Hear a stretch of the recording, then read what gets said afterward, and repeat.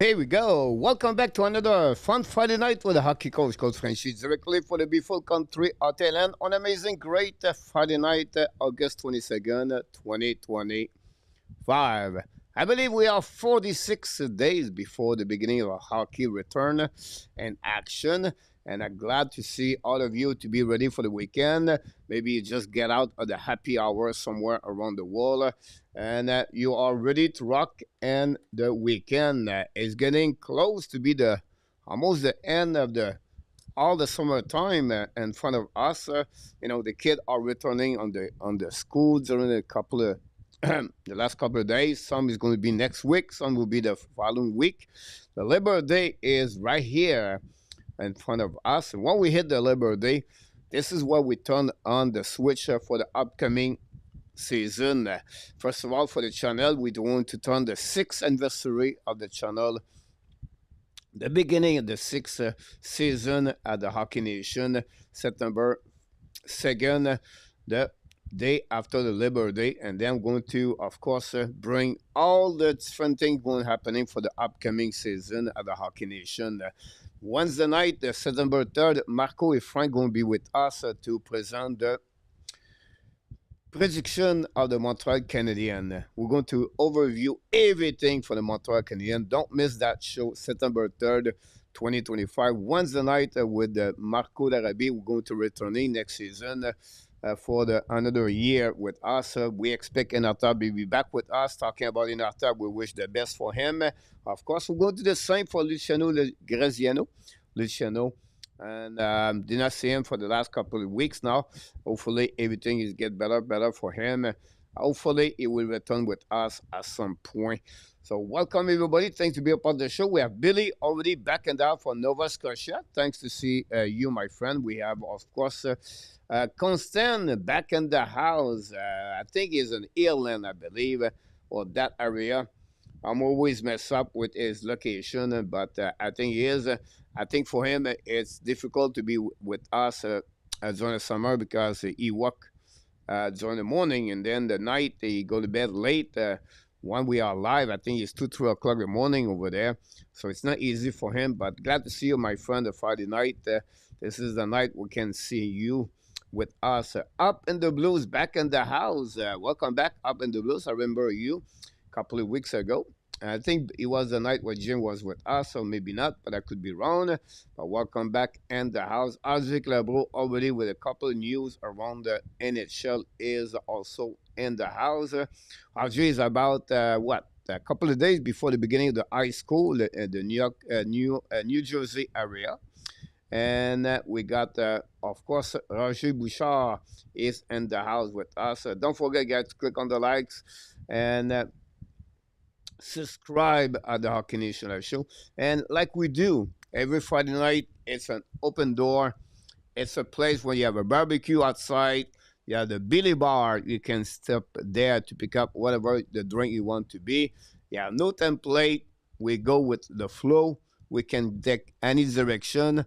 We try to bring you some contents when we talk about, like the subject of the night. We talk about when the Montreal Canadiens could become now a top 5 or top 8 team in NHL. Which season, which year they're going to be ready for that, and what year they could reach the final Stanley Cup participation like they did again the Tampa Bay Lightning, I believe, in 2022, 21. And then you have my their show tonight. The aperture is looking better and better. Of course, we have in the house tonight. He joined us for the second time this week. He's ready to rock and roll. Directly from New Jersey, back at home. He's getting ready for the upcoming season.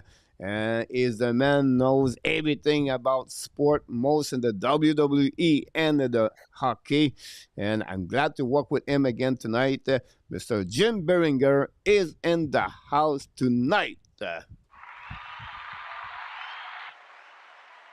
Coach, what's going on? Everybody out there watching in the chat, get ready. It's we call it up in Vermont when I'm up there on a night like this we're having in New Jersey. I call it an official deck night.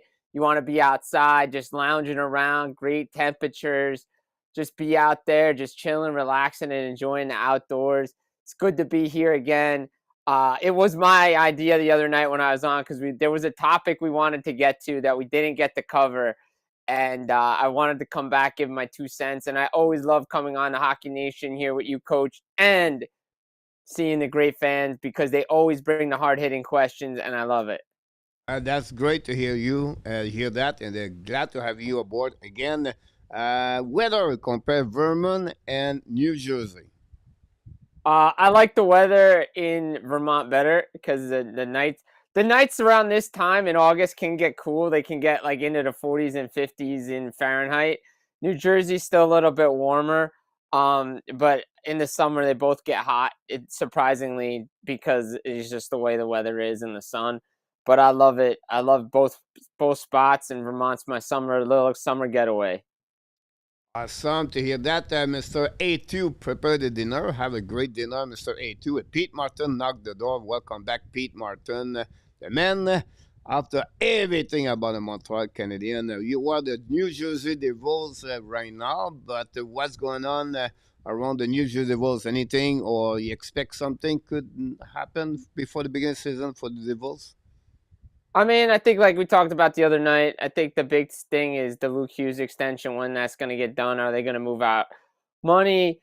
When, if anybody gets moved, do they take the third option and say, hey, we're just going to, have training camp? No, Jonathan Kovacevic is going to start the year at LTIR and kick the salary cap issue down the road a little bit for a few months.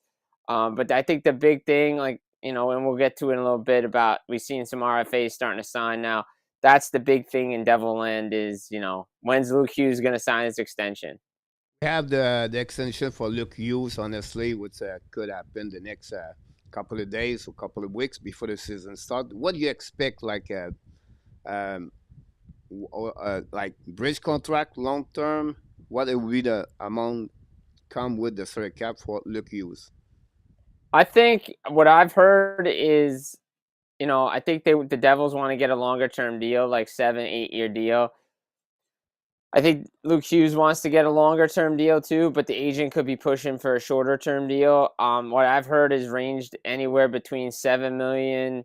That's probably the real low end, but probably you're gonna compromise between 7.5 and 7.75 on a deal. I think they're gonna try to keep it at under 8 as much as possible under Jack Hughes' AAV. I don't think the Devils see Hughes in that Brock Faber $8.5 million echelon yet. I think that's a starting point for the Canadiens' young defenseman and Lane Hudson. I think Hudson's a little bit more advanced than Luke Hughes is. I'm not saying that's a knock on Luke Hughes. I just think where I see Hudson and Hughes, I think there's a little bit of a difference there. And I also think that, there's still some things in Luke Hughes' game he can work on. Same with Hudson. So I think 7.75 will be the number that they come in on. Yeah, I think you make sense about that. Would be interesting what happening because that opened the door for other contract, of course, in NHL. We have a few people in the door. Gary Conway, the best driver around the world in UPS, is in the house, and Constant is not alone tonight. Is with his buddy Kevin. Both of you, welcome in the show, Kevin. Thanks. I think it's the first time, so glad to see you with your friend Constant and the house. The question is already pop up, Mr. Jim. First, Roger ask you, did you ever see Hulk Hogan live in the ring? I did. I saw Hogan a couple of times actually. Like late '80s, my dad took me to wrestling, and early '90s too when he came back for like that '93 run with WWE. I got to see him, wrestle a little bit. So that was kind of cool. I got to see Hulk Hogan live, which was really cool. I mean, look, the guy was, he's an icon, right? He was Mr. '80s, Mr. WWF. You say your prayers, take your vitamins, all that. He was a character. He was Hulk Hogan. I mean, yeah, even if you didn't like Hogan later on, you always grew up being a Hogan guy. I'm a Bret Hart guy, but I gotta respect what Hulk Hogan did for the business. He changed the game. But yeah, it was a pleasure to watch Hogan live. It was crazy. I mean, the place just, you think, like, I could say this. I say, do you think, like, if you go to the Bell Center, right? You hear how electric it is on Saturday night. Take that times like 3 when Hogan came out, especially during his heyday. I mean, yeah, just unbelievable. You're right. I'm not an expert like you are WWE. I just followed this long time ago or whatever. How do you consider not how Hogan versus like the other and the wrestler sport only, but as an athlete or a guy run is dominate his sport compared to any other like Michael Jordan, everybody else. How do you feel? How do you see Hulk Hogan? Top five, top three, or What, as an athlete? yeah, like I mean, and a I, sport I, dominate is sport WWE. I mean, I think if you're saying, as an athlete in the 80s, I think, yeah, I mean, Hogan was probably number one, right? Like back then, Stallone, like all the bodybuilder type guys, it was Hulk Hogan, right? But I mean, if you actually want to like break down his wrestling, there's like 10 guys I'm putting ahead of Hulk Hogan. Like if I'm really breaking down his wrestling, but he knew how to put on a show. And that it's just not the wrestling, it's the show, it's the pack, it's everything. As an athlete, as a guy who did everything for wrestling, I mean, yeah, he's probably top 10. I mean, you're not gonna put Hulk Hogan up there. I mean, the way he dominated, the way he was the WWF for the decade. Like that's you say WWF, WWE, it's Hulk Hogan. Everybody thinks about that's how dominant he was. Wow, yeah, that's a really good human being, by the way. Billy, I have a question. What can we offer you for Dawson Mercer? So we talking Montreal Canadiens offering for Dawson Mercer? Yeah, I'm guessing, yeah. Oh, that's a tough question because I'm not. That'd be. I don't know how much Montreal really wants to give up for a guy for Dawson Mercer. I mean, I think maybe they got their guy in Bolduc. I think they made that move, right? They got Bolduc for Logan Mayu. You maybe look, if anything, you might have to step into that prospect pool, right, a little bit. May have to look at a Beck, a Kapanen. That's something. Is that something Montreal wants to give up? It's probably not going to be a Kirby Doc. Like you're not going to be able to get that. I don't. I think Alex Newhook's pretty valuable to this Montreal Canadiens lineup right now. I'm not sure you want to part with a guy like that, but it may be somebody like that of higher value. What do you think, Coach? I mean, those are the players that come to mind for me. uh, first of all, Doss, I don't think the Devil would trade Mercer. That's the first thing. I don't see he go nowhere. But if I have to go that direction, I think the Devils looking always for a power forward physicality on that one. Josh Anderson is getting to be old. If you go with Mercer, their defense is solid. They will not go there. Maybe they will looking for a goaltender at some point. But if you talk about players for the Montreal Canadiens as a prospect, this is equal for me a guy like Alexander Zarovsky on that one. An established player right now with the Montreal Canadiens. I know it's not make sense, but it is. For me, Zachary Bolduc. Yeah. I mean, look, to me, I don't think New Jersey and Montreal would trade over a player like that just because and even if Anderson were to move, like I don't think Anderson's you're not get the Devils aren't going to give Montreal Mercer for Anderson. Like that's not a trade you're going to go down. But you'd have to look real hard to do it because I mean, he could like here's the thing, like if you really think about it, he does have value at the center position because he did play second line center last year when Jack Hughes went down, and he thrived at playing being a center. He was drafted to be a center, Yep. so I mean, there is a possibility. It's just going to cost Montreal something they may not want to give up. You're absolutely right. I agree with you about that. Pizza is in the house. LDP is in the house. Welcome, both of you. Hopefully doing well. LDP from Newfoundland is in the house. And Constant is in Spain. So that's I want to be sure we are doing the right location for that one over there. And then we got Barry back in the house. Welcome back, Gary, from great Calgary. Here we go. The Hitman, the Hillman, the Hitman on the WHL. I Mr. have a Reggie. Calgary Hitman jersey. I actually have a Calgary Hitman jersey. All right. Yeah, That's pretty cool. with Um, Bret Hart on it. With Bret Hart, the Bret Hart colors. Yeah. So I had to get a couple of those.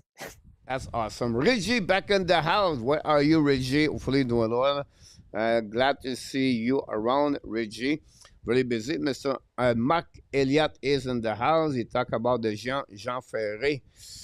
Yeah, remember that one for sure. Run with Kings, moderator from Utah, is in the house. Welcome back. And we have Albert W. We talk about him a little bit.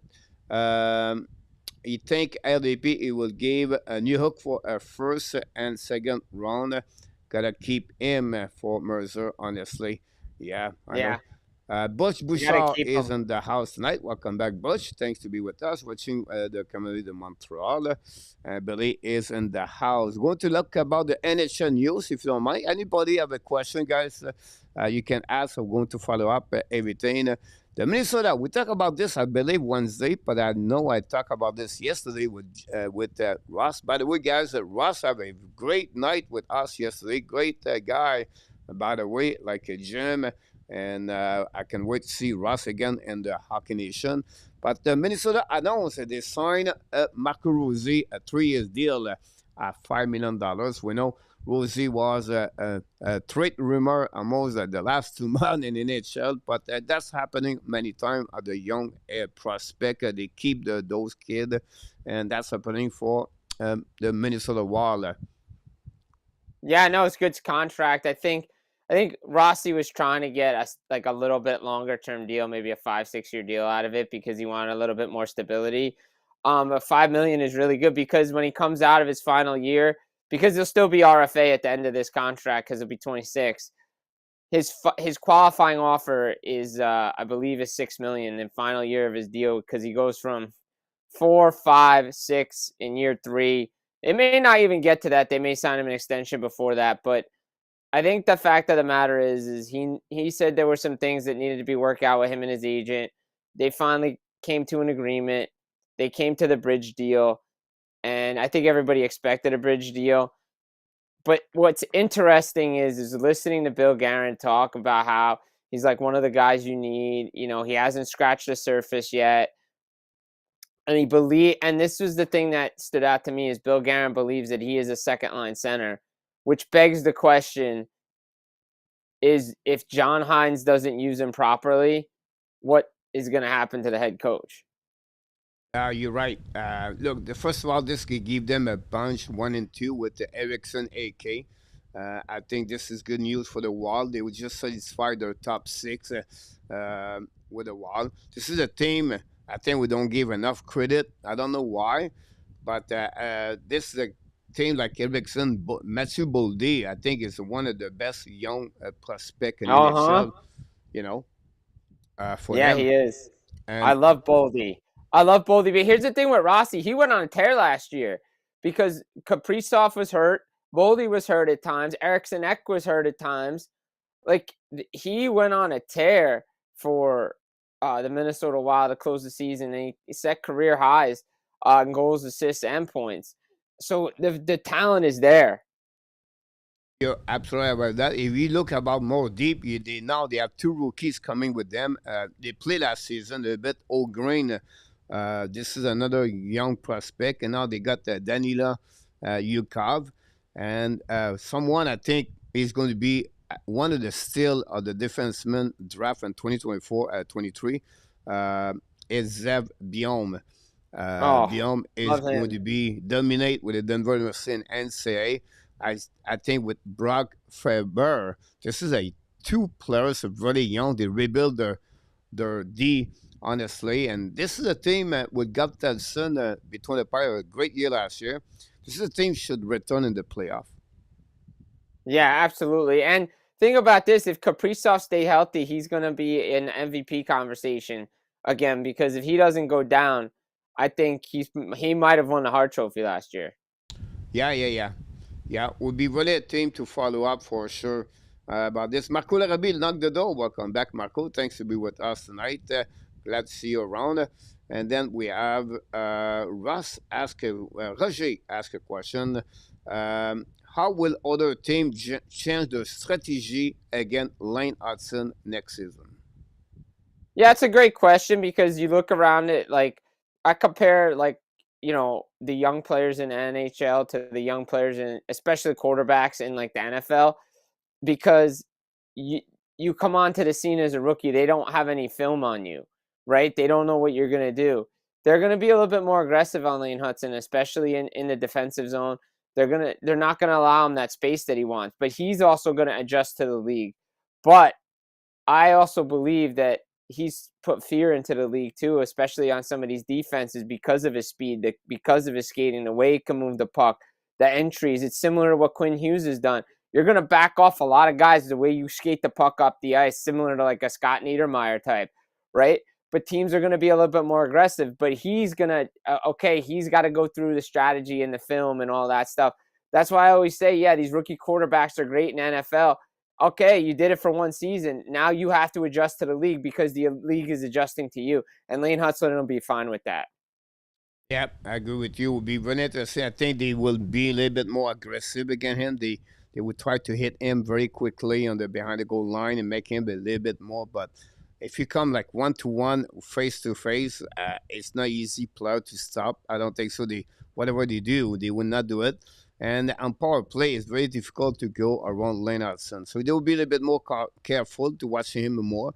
But I think there will be more the physicality to try to hit him right away at the beginning. So cap control very active for them at the F1, F2 on the offensive side of the game. That would be where I think if I was the coach for opening team, you cannot let Lennartson control the puck right away. You have to hit him right away to stop him, at least to execute a pass before he moved the puck. That will be my strategy for that.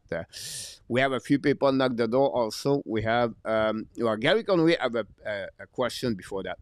Do you see any potential Hall of Fame player in the Montreal Canadiens system? We never see those we never see this much home grown talent since early 1980s with Roy Soboda, Chelios, Momesso, and Richer. What kind of potential player Montreal have of a prospect or already inside of their team could become a Hall of Famer one day? I mean, we've talked about him, right? I think the defenseman has a real. I mean, again, it's so hard to put these guys in a hockey Hall of Fame. He just had a rookie season for remember. But I mean, if he stays on that trajectory, why can't Lane Hudson be that? Like, why can't Lane Hudson be that guy, right? Like, he has the potential to do that. And I'm like, again, I don't like putting guys in after the rookie year, but when you're breaking Chris Chelios' record, right, as a Canadian rookie defenseman who's in the Hall of Fame, ties Larry Murphy's assist record for rookie defenseman. I mean, it's easy to say recency bias, Lane Hudson, but I look it up and down the roster right now. I'm like, Cole Caulfield, Nick Suzuki, maybe Nick Suzuki too, but again, the guy that stands out is the guy that's been in the spotlight, and it's been Lane Hudson. Yeah, you're right. I think you have three potential for me right now. It's Nick Suzuki, Nick Suzuki, Lane Hudson, and Ivan Demidov. If you talk about candidate to go there, I don't say they will Right. be there, but if you think about the candidate right now, there are three of them. I feel they could have a possibility to make one day a Hall of Fame. We don't know what will be the development for them, but the rest, I don't see that. I know Cole Caulfield or maybe, but it's still, I think it will take him a lot before he become a Hall of Fame. The But you talk about the only the cream of the cream. the only Hall of Fame Cole Caulfield will get into is probably U.S. Hockey Hall of Fame because he has the records in the National Development Program. Yeah, but I still don't believe that. I think honestly, the other tripler could have a potential. Barry asked a question, but I will share with you. What's your take on Frank Nazar deal?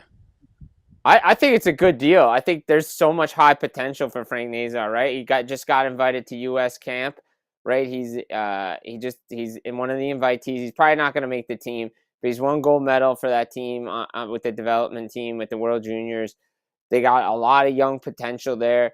He had a back end of a second half of the season to remember. You can make the argument his stats were better than Bedard's the second half of the year. He went on this tear. They're locking him up. They're locking up his prime years. Like when this thing is done, he's going to be 29. They're able to take 26, 27, 28, and 25 off the board with this contract. I think it's a great number. In a couple of years when the cap keeps going up and he's starting to put the numbers up like everybody expects him to, this is going to be a steal of a deal. It really is. Yeah, definitely. I agree with you. Look, I write for the Chicago Blackhawks, so it's fun because I think I you should do. I think you are like me, but now for me to write other teams, that make me to go a little bit more deeper about the team, right? The pipeline. If to look about this is the first signature, by the way, by Carl Davidson on the young prospect. I think Bedard is going to follow up that Nazar deal. But Nazar, 26 points, 53 game last season, 12 goals and 14 assists. Play on a special team. He can play on power play. He can play on the PK. Have a great world championship. I think at 12, 13 points. Look, this is going to be a really great hockey player. I think at the beginning, the first 3 years of his contract, it will be the advantage Nazar on the money. But you talk about the value after that, year 4, 5, 6, 7. This is going to be a really good deal for the Chicago Blackhawks. So that will secure them the beginning of a long-term deal contract for many of the prospects they have.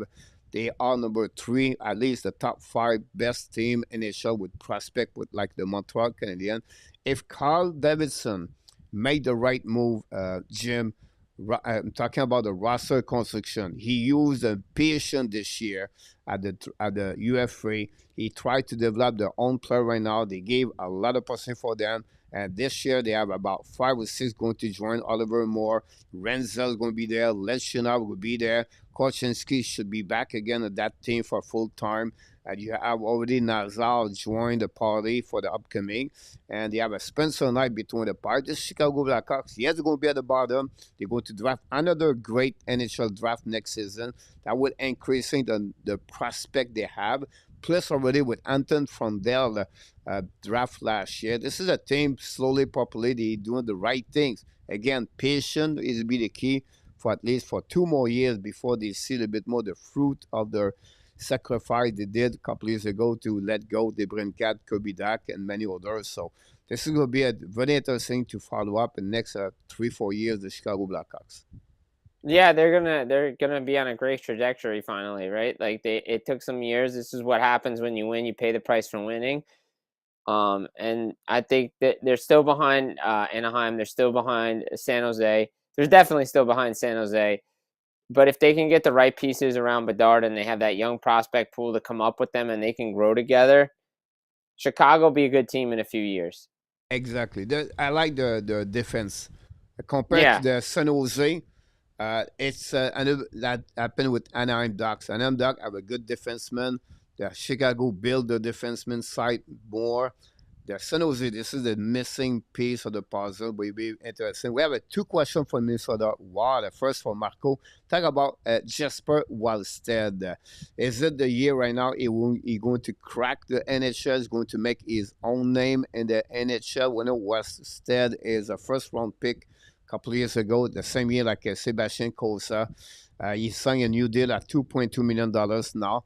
He has a really good start. Unfortunately, last year, don't say he regressed, but he's maybe stuck around and with Iowa a while and the American Hockey League. But now with the departure of Fleury, that opened an opportunity for him. They gave him the spot. This is the 2 goaltender they have, Gustafsson and Wallstedt. I'm pretty sure they feel comfortable to have him a backup number 2. But what you see is upcoming season for him. Yeah, I think this is the year. I think this is the year he's going to take his step and make his mark in the NHL. Like he had opportunities the last couple of years. If like a Gustafsson went down, if a Fleury went down, he would get called up from Iowa, and he would come in and play really well. Um, but again, the 3 goaltender system is really tough for a young guy to develop. It's not like Minnesota's like. It's not like similar with Calgary. It's like, all right, well, Dustin Wolf's been there. He's dominating. We have to bring him in and he has to start. Same with like Joey Decord, right? They had Fleury and Gustafsson, and they wanted to make deep runs, and maybe they weren't sure to rely on a young goaltender like Wallstedt. Just let him develop a little bit more.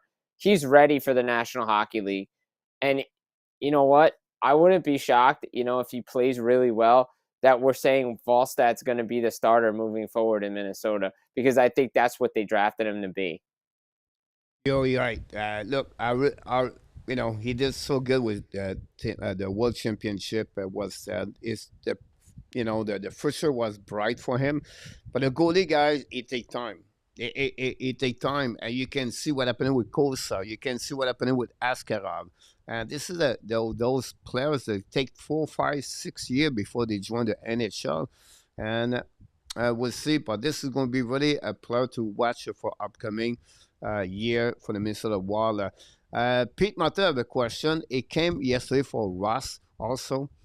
Um, the NCAA now pay the players coming to play with them now. This is a new rules in NCAA. I don't know. I believe me, McKenna is the highest pay at 750,000. I'm right or wrong? Yes, he's getting paid that much money. That is correct. Yeah. So you don't have anybody paid at $1 million. I don't think so will happen yet. I don't think they're allowed to do it in hockey yet. They probably can, but if you see like the $1 million NIL deals, it's for the NFL guys, it's for the football players, it's the basketball players. The guys are going to go pro, right? And this is my issue with the NIL.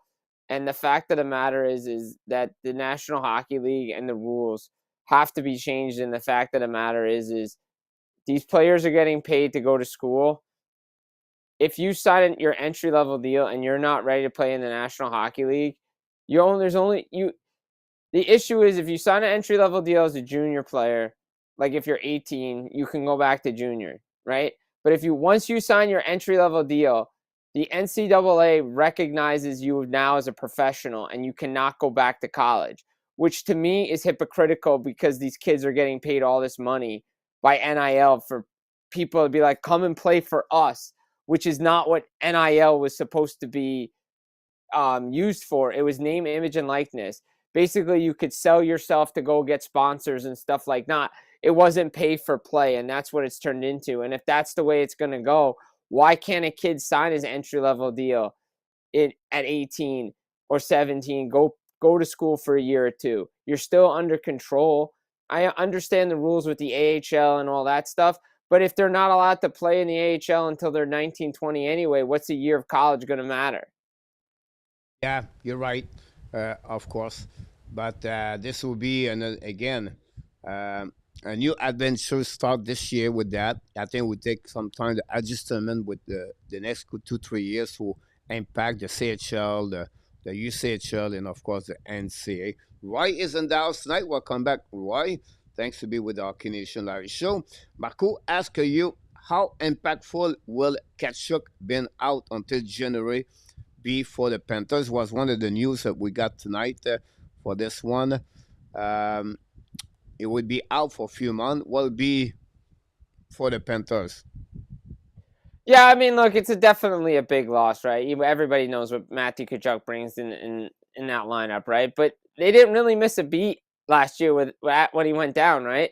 Like he got hurt after the Four Nations in and around that time, right? And they just moseyed along playing their game, right? They were able to put Evan Rodriguez up on the top line. Guys like Jesper Boquist stepped in up on the top line. Now they signed Luke Cunnin. He's going to come in. Thomas Nosek's there. They have guys that can go up and down their lineup. Sam Bennett's back. Brad Marchand's back. Aaron Ekblad's back. This has been the plan from the whole time since they won the Stanley Cup. They knew, and I heard this around free agency, and I was saying it around free agency, and this is what I heard, that the Panthers knew Tkachuk was having offseason surgery. It was just a matter of when, because he really wants to come back and play for Team USA at the Olympics. He's already been named as one of the 6. He's not going to attend the camp. That should have been another sign for people that, he said, 50-50 a couple of weeks ago in an interview. We all know he probably had it or was going to have it at that time, because if you think about it, early January, got a couple of games, get ready for the Olympics. it's a tough blow, but they are such a well-oiled machine in the way they play. It's not gonna make one way or another. Get them healthy for the playoffs because that's when it matters for them now. Yeah, I'll be really interested to follow them. This is a team they just wait to go all the way a little bit. Like, and automatically they go to playoff, and then after that they would adjust at the trade deadline. They make the right thing, and then there's another run from them for sure. We have Willie Snyder back in the house. Congratulations for the moves. And then Julien also back in the house tonight. Don't forget, guys, to subscribe, click on the likes, and of course, become a member of the Hockey Nation Show. Or you can join us on the Discord of the Hockey Nation. The Feds talking about then they signed Luke Cannon a 1 year deal at $75,000. Again, this is the depth they want to get. At least something happened for them. Cannon have played with San Jose and Nashville at the Minnesota Wild the last couple of years. For that, Randy Walkman is in the house. One back, he talked about Wolf take him 4 years before he joined the Calgary Flames. That's what I said. It take a little bit longer for the goalie. And the people said, oh, Fuller can play this year. No, it would take him a minimum 2 years, I believe, at least a minimum 2 years before he become a regular or to join the NHL. In my opinion, for Jacob Fuller. Yeah, no, I agree with that. I think it's gonna take him time. There's a reason he went back to school last year, right? And it's gonna take him time to adjust to AHL and just let him cook.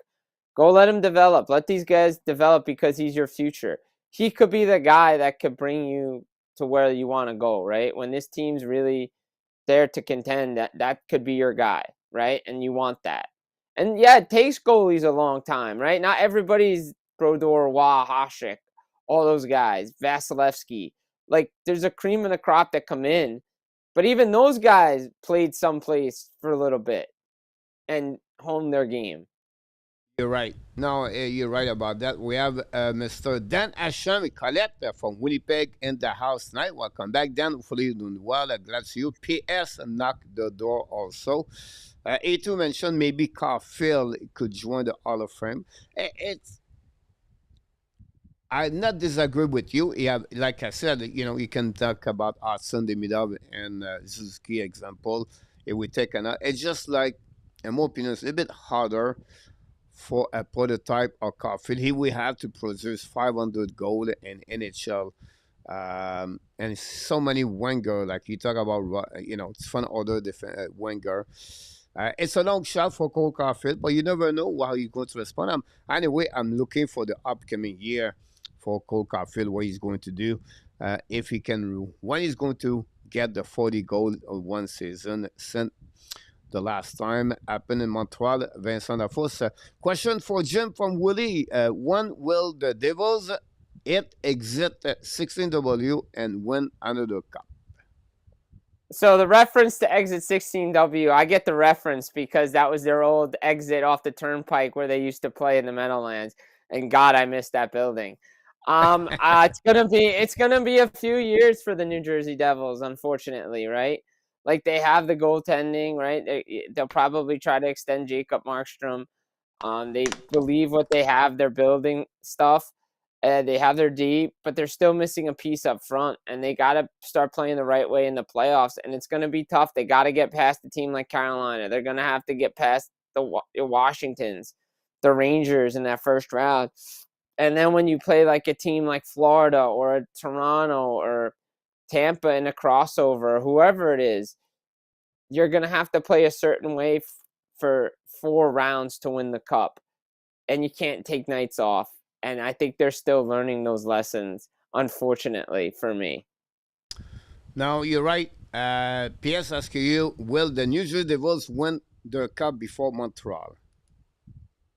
Oof, that's a great question. Yeah, I think they will. I think they will.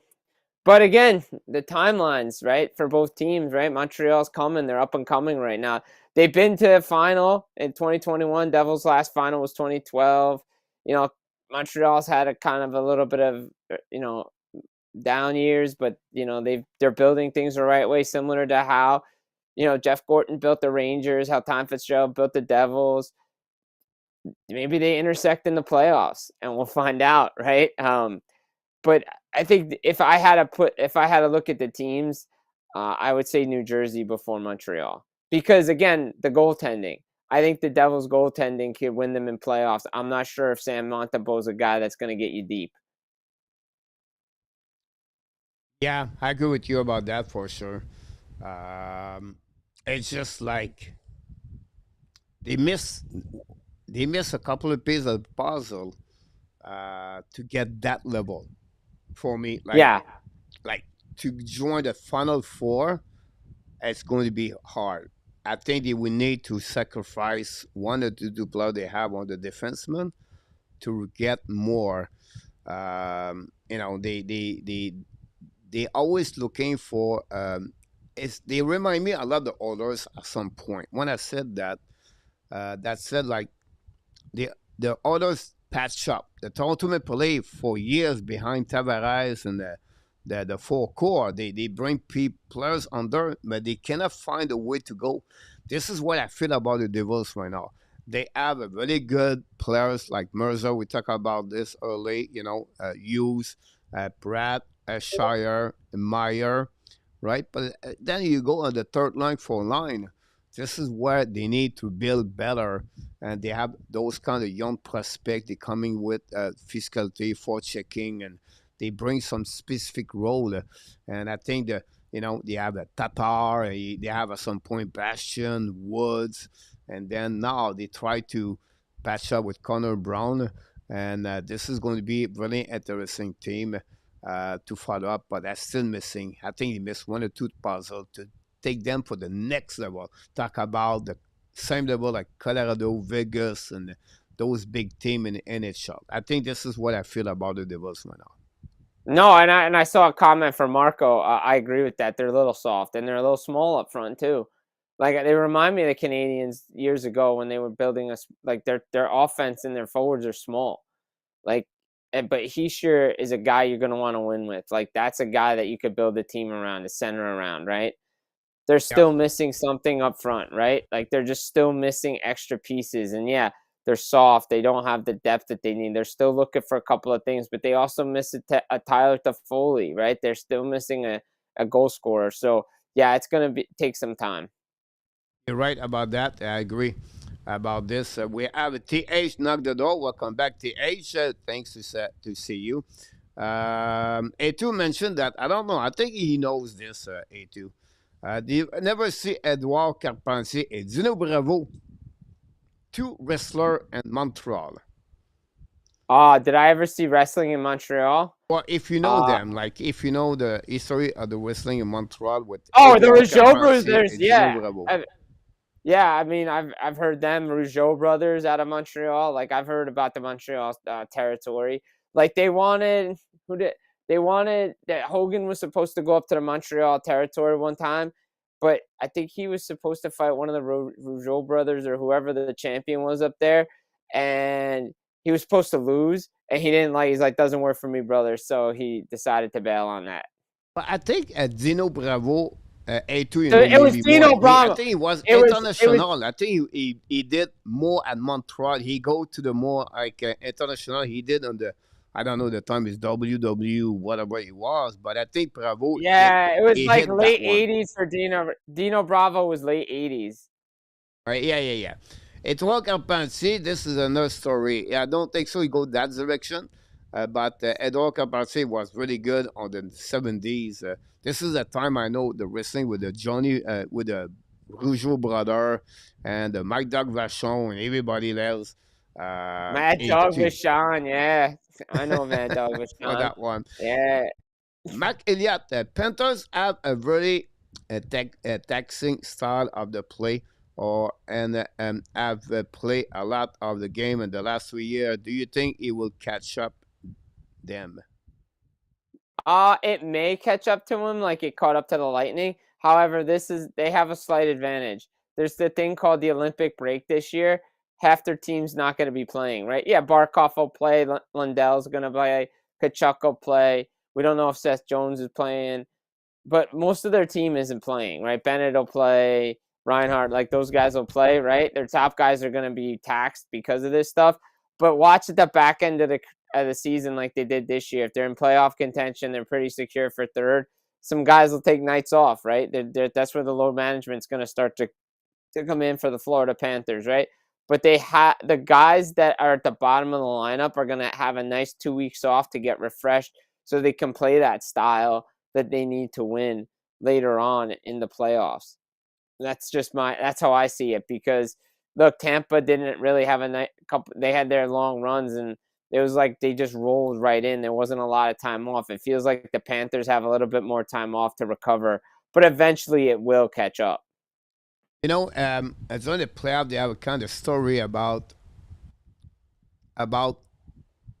questionable about it's now 3 years they play in the Stanley Cup final. They play guy like four sling and maybe 300 games, some ran out 300 game, everything, and then you're watching them night after night. They speed hard, they skate hard, they play hard. They don't look fatigued. They talk about they have something where the Florida Panthers use something for the players to speed recovery. They have again, they talk about a carpet. No, I did never see the carpet, but this is kind of story they heard about the fact they have a program where the player have a way to recovery. Talking about the fatigue, I think the only players, and I don't think it will happen because he's still the guy unbelievable about his preparation, is because of Broboski. Broboski is 36 years old, 37 years old, right? Compare others.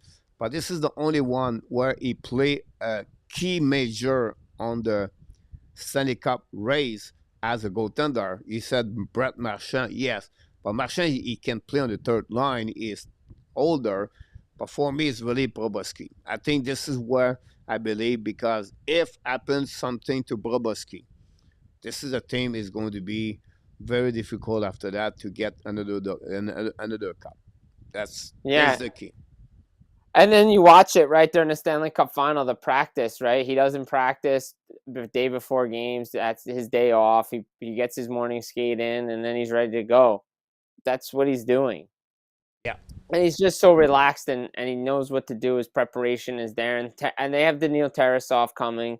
So if Tarasov can be molded into a Bobrovsky type, then that's going to be really beneficial for the Panthers. Their core is locked up pretty much till 2030 and beyond, which is the fact of the matter is the cap's going up. They're keeping this team together. They're going to be around for a while.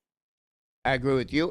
Pete Martin talked about, did the NHL change the eligibility for players' role on the long term and your reserve players join the team and the playoff cap wise? Yeah, the new CBAs, you have to be cap compliant, right? If you have a player that's on LTIR, you still have to field like a regular roster. So you can't use it as a loophole anymore, right? Like teams this year, you could be like $25 million over the cap come um, the playoffs, right? We saw that with Tampa, these teams recently. Come the new CBA, when it kicks in, is you have to be cap compliant. The cap is say 120 million. Your team's 120 million. That's where you have to be, whether your player's on LTIR or not. If he's hurt, he's hurt. And if he can come back, he can come back. But you have to field a roster that's cap compliant. Yeah, I think the one thing I would said is about the fact like they have now to, it's going to be a cap every single game, and not Right. only Yeah. a specific like the salary cap like for the year like 93 million. So every game when they apply and they put the roster on the 23 players, they have to be under the different amount. So it's not going to be a specific. They're going to have a percentage, everything. But yes, this is like Jim said about the new rules. Willie said, Coach, if you add one pick to any team to bring the cup back to Canada, that's not the Ab or the Leaf. What team is it?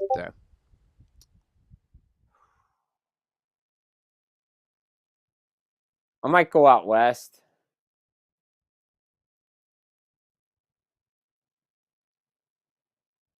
Edmonton. Edmonton, yeah. I would, for me, yeah, one team because the market and because it's a small place, and I think for the hockey in Canada and for hockey the people there, that will keep them the franchise a long term for sure is the Winnipeg Jets. The Winnipeg Yeah. Jet is a difficult market. It's hard to bring player there, but if you have a possibility to win that cup, I think that would be great for hockey over there. After that, um, the traditional Edmonton Oilers. I think the Vancouver Canucks, that would be fun for their fans for sure, or the Calgary Flame.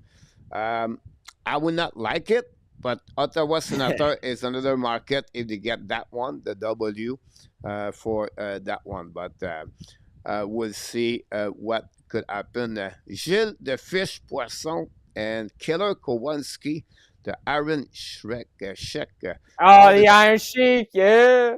yeah, all the WWE, the Montreal. I remember Gilles the Fish Poisson on that one. What is the most Jersey thing? Bon Jovi, Jersey Shore, or the Sobranos? Oh, it's got to be Sopranos, right? And I'm a Springsteen guy, so I'm a Bruce Springsteen guy. He's the boss, so I'm a big Springsteen fanatic. I've been to a bunch of his concerts. Um, but it's the Sopranos. Everybody knows Sopranos. The mafia, like if you look at the history of certain counties, the mafia, the numbers. I mean, I know like Jersey Shore, the show got very popular, you know, years ago. That's down the shore, that's the party scene and everything down in Seaside. But to me, if you're asking a Jersey thing, it's Sopranos for sure. They talk about Springsteen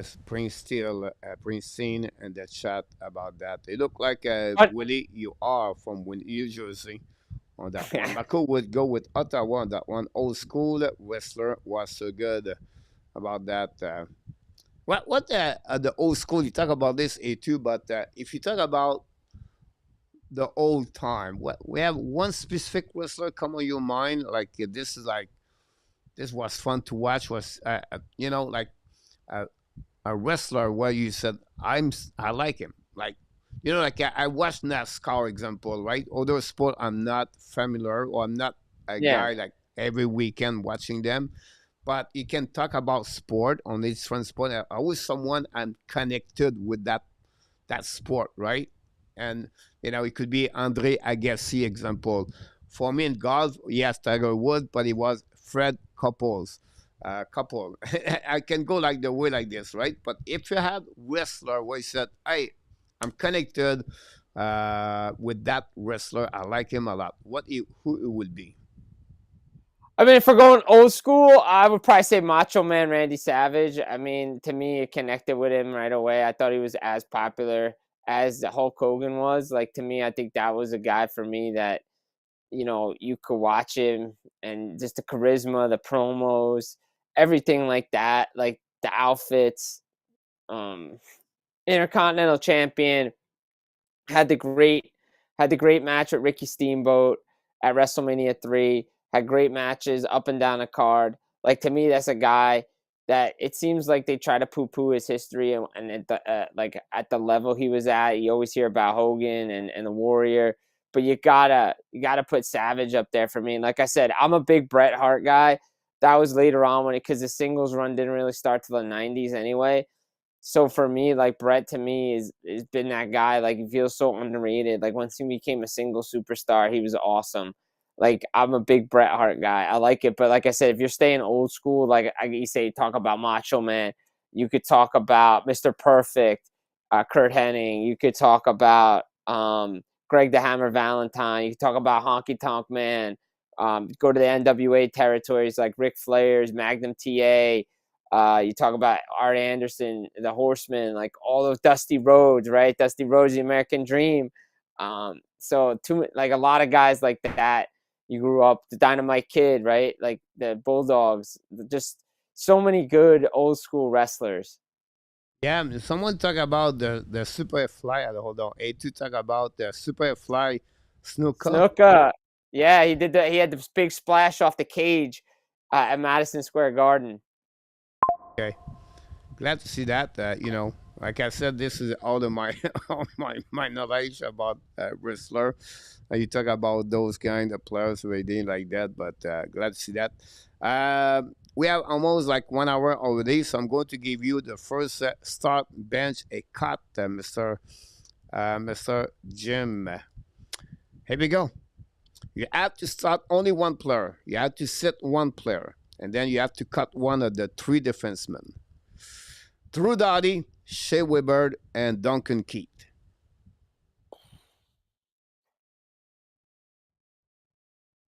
Wow.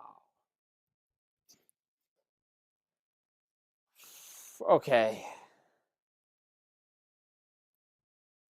I'm gonna I'm gonna start Duncan Keith. No, I'm gonna start Drew Doughty.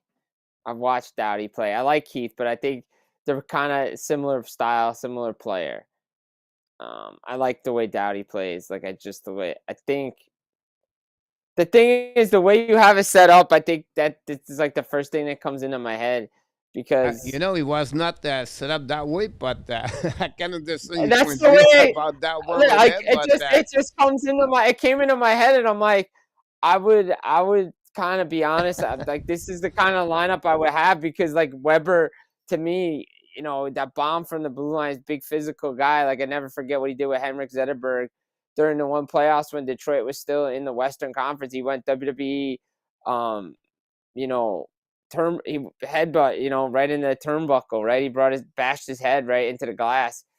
Weber just brings that physical presence, right? But to me, like I said before, like Doughty and Keith, kind of similar players. I'm still leading Doughty. I just like the way I like his game, so I'm just gonna keep it the way it is. That's not the way I know that's not the way you intended it to come up, but I think that's the way I'm gonna go with it. Be honest.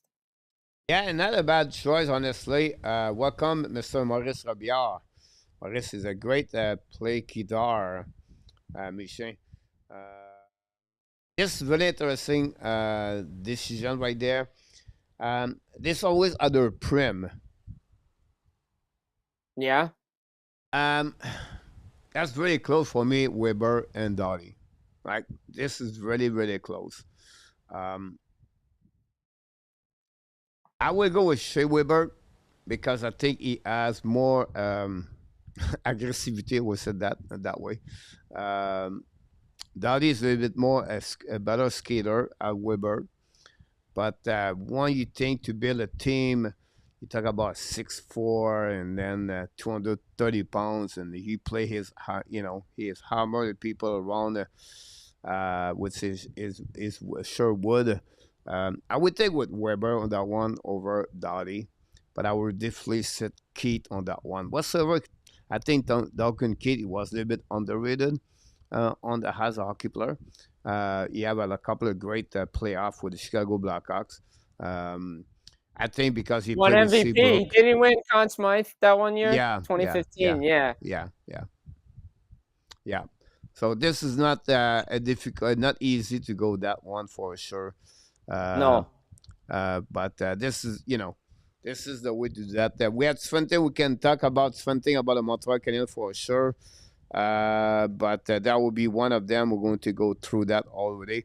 We're going to consider before we go other subject how we can fix the NHL.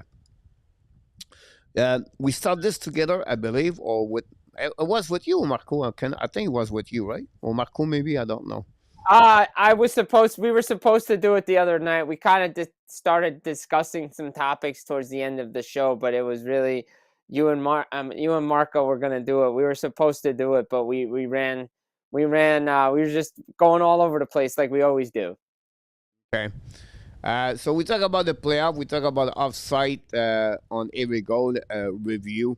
Reduce the schedule, play wild card series. Now I have order for you and for the people in the chat that you can go about that. It's about I think I'm going to move that one there. Exxon overtime reduce the shootout. I like it. I thought I was a big fan of the 10-minute overtime for the 3-on-3 at the Four Nations. I know some of the players weren't, but I like it. I think it's a great idea. I think shootouts are down now anyway, but you have to figure out a way to not allow these guys to sit. um, behind the net all the time, right? If you look at it, you say these guys are playing like a roller hockey style keep away game. I think even if you extend it by a couple of minutes, the shootout's going to go down. Even if it's not the full 10, say you go to 7 or 8 minutes, the overtime's going to be done relatively in a short period of time. Yeah. Look, for me, I think. Well, first match of the night, we got the first goal of the game.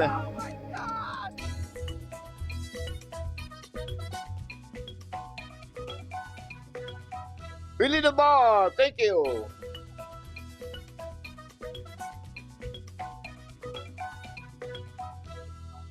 Here we go. Billy the ball scored the first goal of the game tonight. Thanks so much on that one. Glad to have a goal tonight on this one. Go to give an assist for Mr. Billy and assist by Mr. A2 and PS are the two assists of the goal. About that, yeah, I think it would be good if they can start the schedule a bit more like at the beginning of October, and then that gave them a chance to get. I'm talking about. I'm sorry about the extent over time. I think it would be better to get that way, and no shootout. I would not go there. I think this shootout is more about the for the fans, right? But they make a standing a point if you win the shootout. Me, I would go with a tie game after the 8 minute play or 10 minute play, whatever it is, and that's all. We'll move on. Everybody go back home with 1 point versus that because it's. I understand the shootout is excited. It's fun to see move everything, but at the end, decide the end of this game. I don't think so. I think it would be better to say, you know what, 1 point, and go home. And that's be the way I would see that. Yeah, no, I agree with that. And the fact of the matter is, a the win in the shootout doesn't matter in the end, right? Like it's regulation wins. That's the tiebreaker. So if Yeah. teams tied at points, they're going to go to regulation wins, not total wins. So what's the point of the shootout anymore? It was to bring people back after the lockout. So I understood it. I hated it, but I understood it because everybody still looks at the Marek Malik goal between the legs, right? Like that clip showed over and over again. But I think it's time to extend overtime. Marco said, does Jim like the idea of the shot clock for 3-on-3? I like the idea. I think there's two.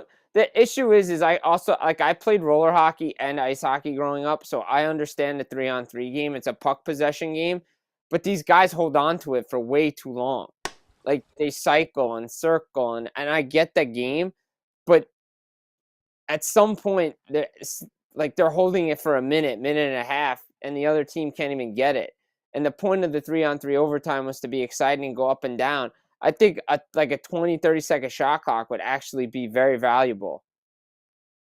Yeah, I think that would change a bit. I think for me it would be also you cannot returning when you go inside the blue line and the offensive side, you stay there whatsoever until you have two way you can get out. It's like you have a shot on the net or you lose the puck and then you recover the puck and then you can get out the blue line or the red line and then come back again. That would be So I got one for you. I got one for you. So in the overtime when we're talking about this, right? I've played in ball hockey tournaments where they extend the blue line, right? So you have to cross at the blue line, but then the red line becomes the blue line, and that's your offside mark. Now you have a bigger place to and space to work with in the offensive zone. yeah. But yeah, yeah, it makes sense when you the way you said that. I think at 3 versus 3 now they with time. So what? How many years now? 10 years? 12 years? What, the 3-on-3? What? Something like that, yeah. Right? So they study, right? Like everybody there, they study the 3 versus 3. They know what it takes, what you have to do. It's a puck position, like you said, and they wait until they have a good opportunity. And I think for me, this is where I think you have to change a bit the rules to have a better way to make more chance. Sometimes it's the 3 versus 3 is amazing. It's up and down. It's up and down. When you have a talent player with speed, this is a great to watch. But otherwise, some team now use the defensive players to go on the 3 versus Yeah, they 3. do. They do. Yeah. They cover that, right? Yeah. It's tough. It is tough. All right, the next one, the full power play. You get out of the jail only if you score a penalty kill goal. I like this one. I'm a big proponent of this one. I really like this one. I think the PWHL uses this. I believe so. But I know there's some leagues that use this, and I really like this idea. You either get the full 2-minute power play like it's a major, or the only way you get the get out of jail free card is if you score a shorthanded goal. I really like this one. You'll see more offense with this. Yeah, definitely, because now you have the different team already gonna power play. They're going to have full power play, right? And then the PK, when you score, whatever is at the beginning or the end, you can remove the guy out of the penalty box. You go back 5 versus 5. I think that would be good. I think it would be fun to do that. I think the player would be really, the team would be more, become a special team. They're already there, but I think they will really focus on the, imagine the Oilers power play every 2 minutes, they got a chance to score a goal. That would be, every team have a great power play. That would be advantage right there. But this is, I would like it. Man, But honestly, that means their penalty kill would be just as good. Their yeah, teams would focus being shorthanded more, you're right? right. Like they would try to score goals to get their guy back. You're right. I'm reading a couple of information here. Ron asks you, what do you think about paying whatever you want for a plus? You still have to have the cap, but the team you put on the ice each night has to match the cap. I mean, I think that they've talked about this, but I think the issue is you pay for whatever you want. It's the competitive balance, right? Like not every team can pay for whatever they want, right? For when it comes to players. And I For think everybody, that's you have to why. remember, guys, it's 20% the maximum you can pay a players.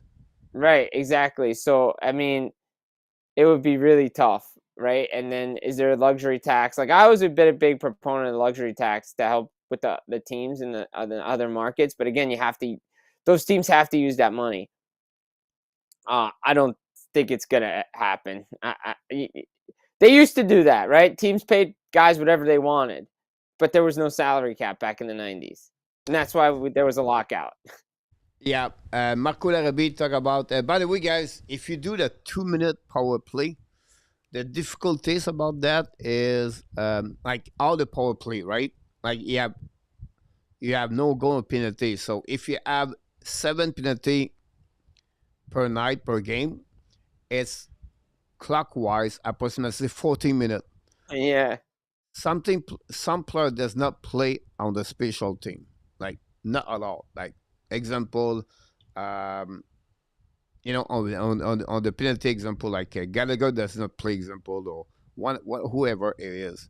It'll be a long night to sit on the bench for the next shift to be constantly on the full 2 minutes. But I can understand the point about that. And Marco talk about the should the NHL move away from fixed salary and move to the percentage of the cap. That's way contract will edge better.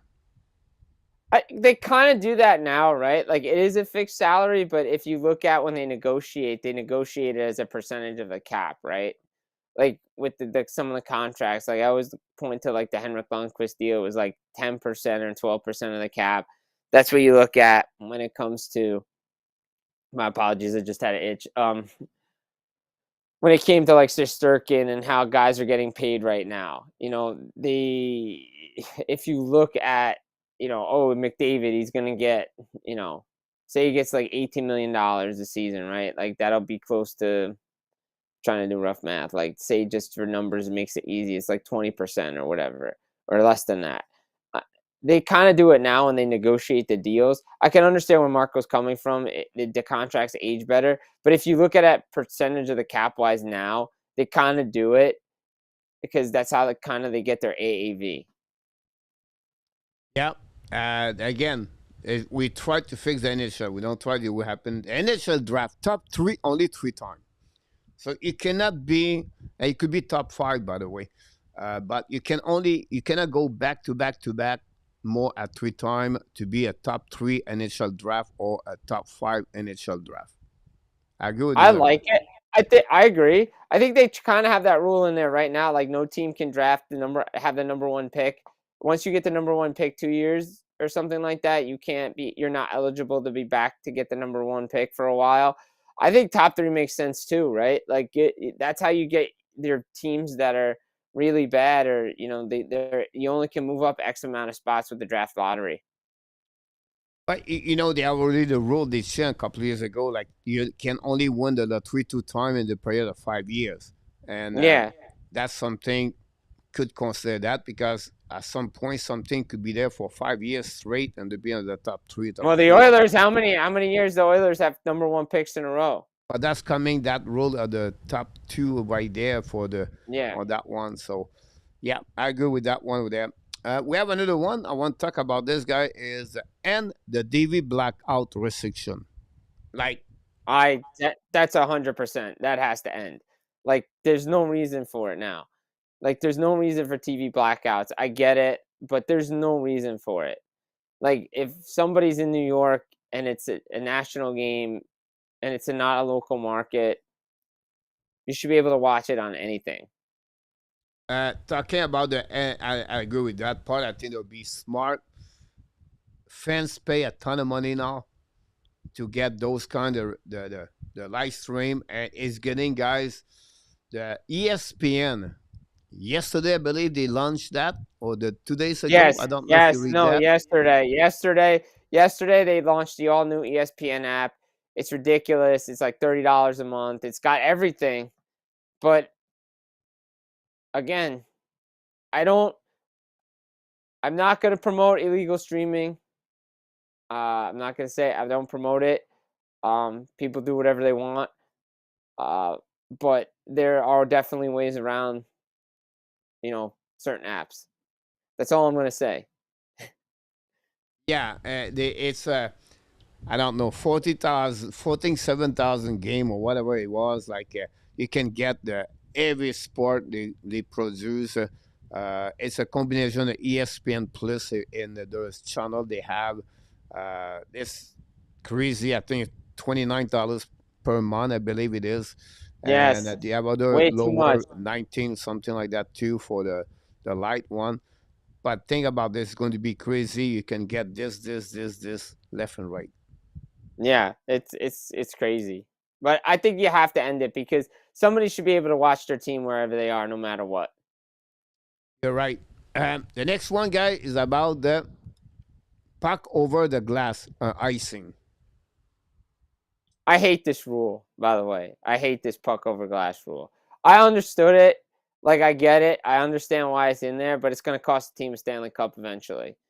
And I think you should just be able to ice the puck. Unless the dude does it intentionally. Like, oh, I'm going to just chip it over the glass. That's fine.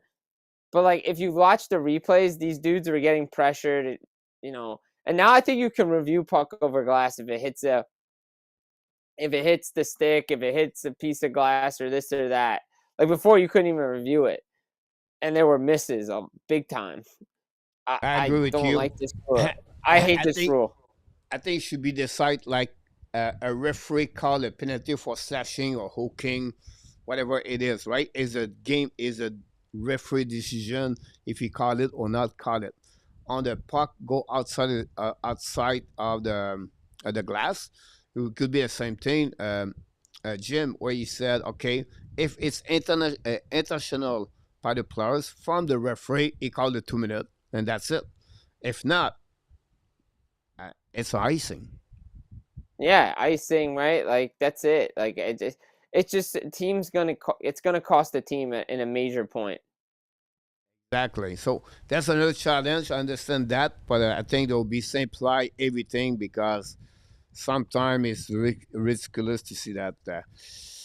Coach challenge. Review coach 1 minute to decide. A review maximum 3 minutes. So here's the deal. You have a goal, and now everybody working. The assistant GM, the coach look down. The coach, video coach, is upset, try to figure out everything, and then the referee go to the penalty box, call the goal, and then point to the middle, and then the another referee walk around the bench in front and say, okay, what are you doing? You want this? You don't want this? Where you going? And then he wait, and then he drop the puck after everybody is happy about the decision. Sometimes it takes forever. Me, I was said, one the goalie, when you have a goal, right there, one the referee point and whistle the goal. You have a time clock for the NHL start, and they have 1 minute. That's it. They have 1 minute to call it for an opponent team. If they got it, they wanted to see a review. They have to call this inside of 1 minute, and then the referee have to see that they have to call this maximum 3 minutes. Whatever they're not sure, that's it. They have only 3 minutes. Hire someone more if you want to do that in Toronto, whatever they are. But every goal, they should right away to check what could happen. If not, move on. But you cannot wait 5, 6, 7, 8 minutes and the stupid linesman checking this is the blue line, not blue line. It's it's black and white, and that's it. So for me, it's a little bit too far, like too much. No, it is, right? And I think they had realistically they have 30 to 40 seconds to tell the referee, but it's kind of taking a little longer. And this is the kind of thing that when the review came in, I was like, okay, but now every goal, right? Like every goal, instead of like we're all one, like instead of oh it's a goal we're celebrating, now we're all asking ourselves, oh, is it a goal or not? Like that's not what it's supposed to be, and everybody's looking their head down. That's why I said the other night, every goal should be reviewable from the booth. Take it away from the coaches. Automatic goal, referee goes over, gets confirmation, he hears it in his ear. Yes, no, okay, drop the puck, move on. That it's not that hard to figure this out. It really isn't. And as the offside review is ridiculous. If there is not inconclusive video evidence to overturn or keep the call within 3 minutes with the technology that they have, move on. Like move on. Same with goalie interference, same with every challengeable play.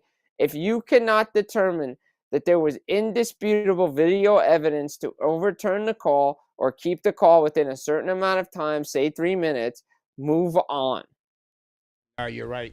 Yeah, I agree with you about that. Let's move on to be quicker, faster, and better about that. That give you guys all the fix of the rule we get for tonight.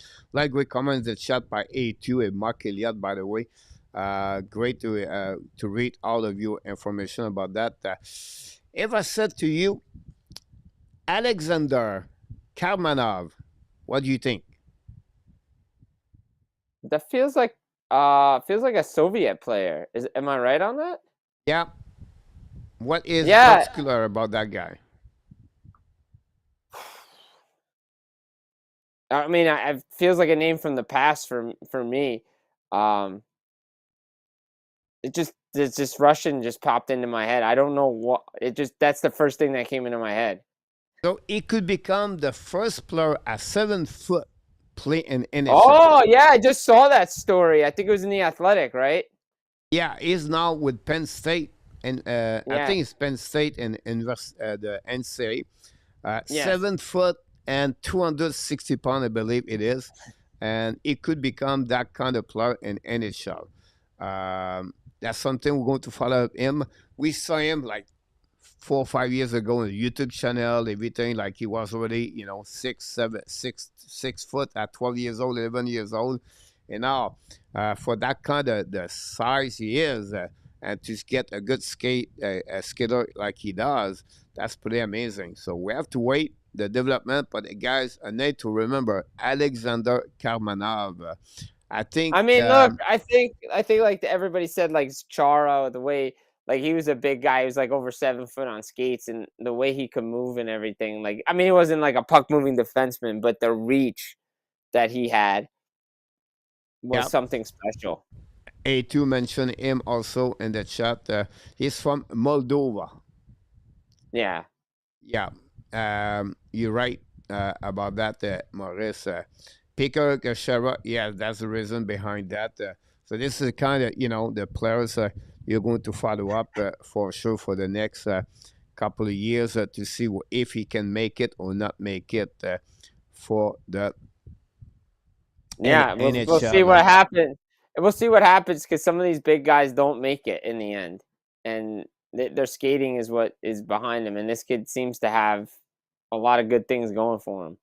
Yeah, you talk about EU, talk about Shara, his age. Maurice talk about I was looking at him bigger than Shara. So people follow him a little bit. It'll be very interesting what could happen for the uh, Karmanov.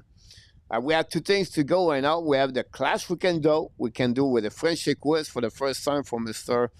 Uh, for Mr. Jim. We accumulate, guys, all the true and false for the clash. We're going to go that direction. And we did a first round of five questions a couple of days ago. If you did not do it, it's not a big deal. We'll accumulate all the answer for all of you. And at the end of the year, we're going to give you, if you are right or wrong about fun question, we're going to go with 20 questions. This is going to be round number 2 of 5 questions. So let's go with the clash, and we're going to see what it looks like for all of you. You can give us honestly tonight, put in your answer true or false. Whatever you want to put, not at all, whatever. I know it's a false. I know it's not a big deal. But let's see. And then for the Frenchy quiz, we're going to test tonight Jim with a Montreal Yeah. Canadian history. And he's going Oh to laugh boy. with me because it's not like who has the most goal. Guys, No. been with me for many years. Those questions are real, but they are difficult at some point. Jim, you have to be more lucky at some things. So let's move on for the first one tonight. Will the Dallas Star return at the Final Four another time for the upcoming season? Yes. Absolutely. Yes. They have the team to do it. Now it's the question is the coach can get them to play the right way because they have the goaltender, they have the defense, they have the offense. They have a team that they can get back to the Western Conference Final. Yes. Yeah, that would be the first time without Peter Dubert. Dubert bring them 3 times back to back to back at the Final Four. New head coach Glenn Golovston, Glenn Golovston. Yep. Yeah, this is going to be very interesting about that to be on the Dallas Star. Let's see what we got here on the chat so I take all the note here. Billy said false. Peter Martin he said yes. We have Butch. Yes. Yes, that will get Rudolph. Welcome back, Rudolph, from Ecuador or Colombia anymore. I don't know where you at anymore. Larry Lavallée, welcome back, Larry Lavallée. Quiet tonight, or maybe just show up. Larry Lavallée, welcome back in the house. Willie Snyder said no, it would be Avalanche going to get there. Yes, Willie, but you have 2 teams can go there. So you have to tell me yes or no. Because maybe you can see no, Canada will be there, but it can be there too. How they can be there? Yeah, they could. It's more one specific team, central team, but we'll see what's happening for sure.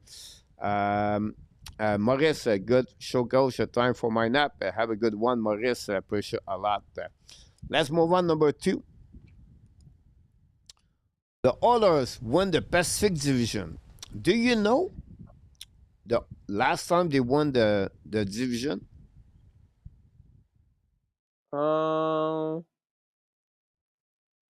Did they? They didn't win it the year they first went to the Stanley Cup Final. What 2024? I don't know if they won the division that year. Did they? The last time they won, 38 years ago. 38 years ago they won the division. Wow, I thought it was recent. They could have won a division under Is McDavid. it not crazy? They're not winning the division. No. Um, Not with that goaltending. that's crazy when you think about that for sure. I don't know A2 and Run with Kings. I give you both of you guys on the fall for the first question. So, um, so if it's another one for that, what McElliott go not with Skinner on that one. 89.90 for PS. Billy go with no for Edmonton. Larry Lavalley, welcome back. Bush, no I see a also. lot of no. I see a lot of no's. Yeah, it's about PW. Welcome back in the house, by the way. Arrest with 2-8 for 3 times for 3. PW, good luck. No for Rudolph. Pete Martin, not at all. There we go. Pete Martin, not at all. Jim, what you said? Yes or no? I apologize. I said no. I say no to the Oilers winning Pacific. I just think there are too many teams.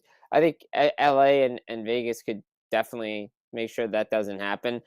And what if the Canucks? Oh yeah, the Canucks won it the year that the Oilers went to the Cup for the first time. Maybe what if the Canucks have a bounce back? A2 is no for you. I got it. P2, A2. Run go absolute. Run go absolute the first one. And Oilers win the cup. Yes, Oilers. PLW won the Stanley Cup. What happening? Run absolutely not allowed on that one. Run. And I had to change that one. Senderman isn't out. Well, a few people knocked the door late. Senderman, PLW, welcome back. For a bit late, we went. Hey, little better late than never, right? Better late than never. They like to make an entrance, Coach. They like to make an entrance. Yeah. Larry Lavalley, welcome back, by the way. The next one. Austin Matthews won the Rocket Trophy. Ooh. Well, if you follow his pattern, the answer is yes. Yes, because for Jim on that one. yes for me, because why? Well, he's every other year he lights it up on the goal sheet, right? This is guy for upcoming season, by the way. He's not win the next 5 years. The next is upcoming season. He's going to I win can the see Rocket it, yeah, Trophy. because I think he's back to 100%. And if he's back to 100%, the goals that didn't go in last year are going in this year. So why not? Oh, the chance are there, but can he do it without his buddy Matthews? Yeah, I mean Marner, that's going to be a different thing, but but Matthew Nyes is there too, and he's going to get his chances on the power play. So I think that's why he can do it, is the power play. Maurice, PLW.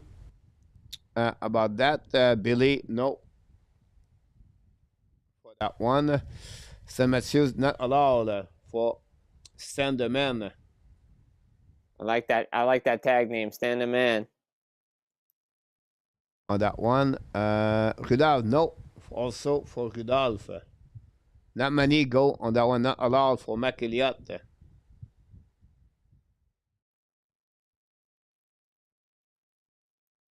Larry Levy, hi buddy. Benoit, not allowed for Pete Martin. Nope. PS, no. Shine Beber, outstanding. Tonight, Jays have a legit ace now. Here we go. How the Jays doing this week, by the way, PLW? I don't know. I have to look. Butch must be Butch. What you answer, by the way? Yes, Dallas. Yes, Edmonton. No Matthews. PS. Thanks for letting me know. PS, that complete went out. You answer. Next one, Mr. Jim. Utah, more points que Ottawa.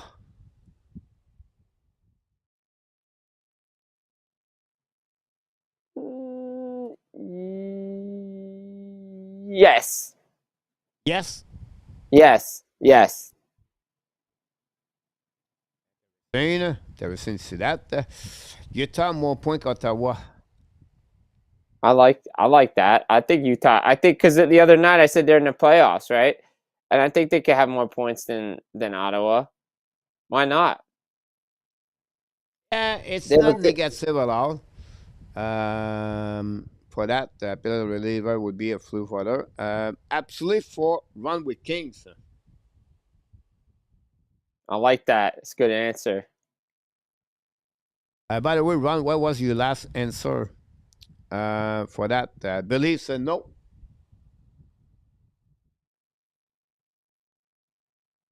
Not allowed, Pete Martin. Maculier, absolutely. Larry Lavette, not allowed. Nope. Utah, yes, send the man. Stand the man. The man, Billy. Utah is going to disappoint, Billy. Let's see, we got Rudolph, Senator over Mammoth. So it will be no for Rudolph. Nope. We have to wait a little bit more for a couple of Ottawa. We get more point. They are going to tough team. Butch. Run last insert was absolute.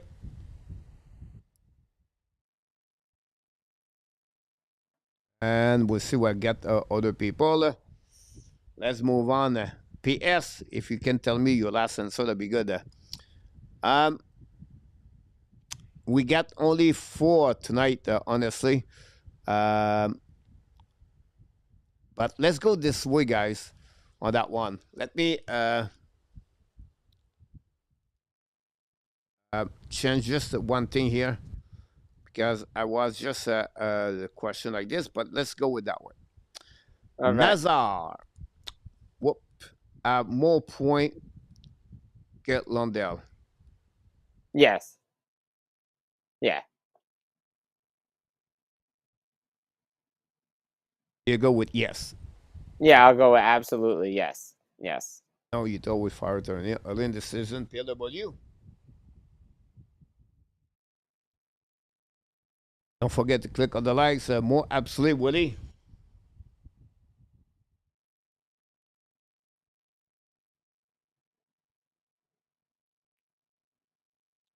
On that one, hit the likes. Bush, they get the catch-up of that one. Yes, not allow Willie Snyder. Absolutely for Mark Elliott.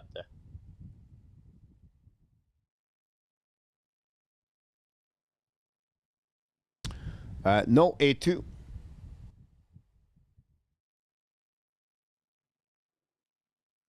On that one, Constant, yes. Oh. Absolutely for Billy. Standerman, Nazar, yes. Standerman follow a lot Jim right now. Yeah, he is. Right? Pizza. I like Pete's answer. Because I said so. You guys can think for yourself. Yes for Constant too. Pete Martin.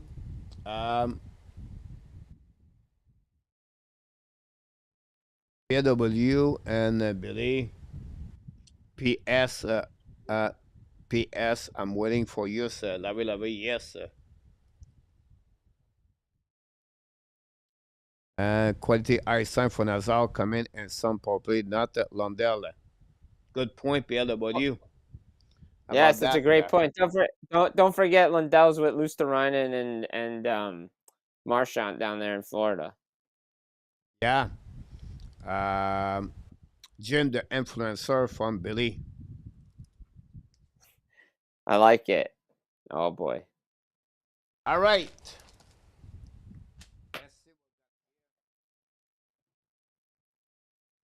For the quiz tonight, guys. Yes, yes, Utah. Yes, Nazar. Coach PS, thanks so much. There you go. You never do that, right?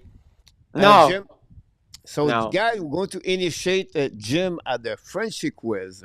First of all, last week, Ron, Luc Laportine, and Jordan 32 won the contest last week. A2 and Luc Laportine lead with 4W. Send the summer about that for that Devils and oh boy is a proper response about that. So here we got that. You have 1 minute. Honestly, you have more than 1 minute, but they all question I make, and they are not easy. Like No. it's not like Kamaz score over 300 goal example. It's a little bit more difficult tonight, guys. I'm telling you right now. Most of the questions are about the Montreal Canadiens. But if you have Jim on the fights fun question, what it would be a good night for you if you reach 1, 2, or 3 good answer? I mean, since I've never done it before, I'm setting the bar real low here. If I get one of these right, I'll be happy. Okay, we'll see. You maybe get lucky, and they get 2 or 3. Well, I'm not gonna put my hopes up there just yet. Here we go, guys. Here we go. The first question of the night, the Frenchy quiz.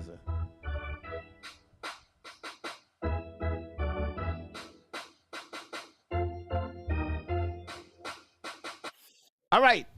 Hold on. How many players? It was like hold on. I apologize on that one. A little bit too big. How many players Montreal Canadiens have been entered and to the Hockey Hall of Fame wearing the Montreal Canadiens jersey one time? So, example, like Shea Weber is maybe one of them one day.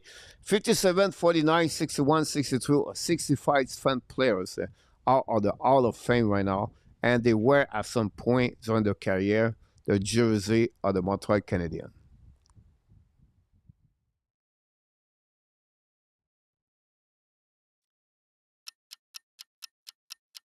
There you go.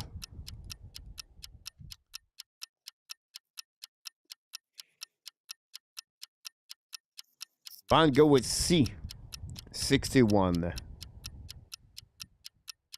Ron, what are you reading my head? You can give us your answer.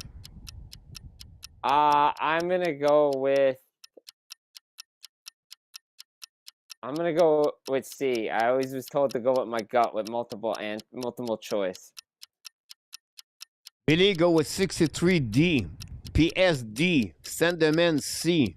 Larry Laballet D. A2A. And Jim, what is your answer again?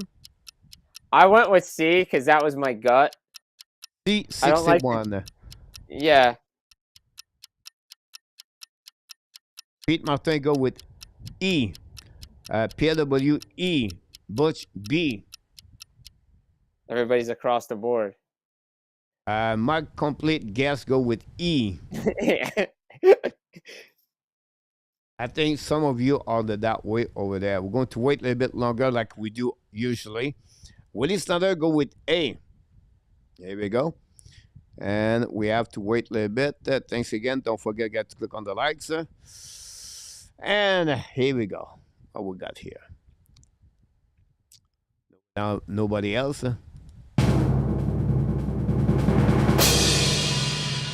The answer, guy, is E65. Three people scored a goal. We have Pete Martin, we have PLW, and we have Mr. Mark Elliott scored the first goal of the night.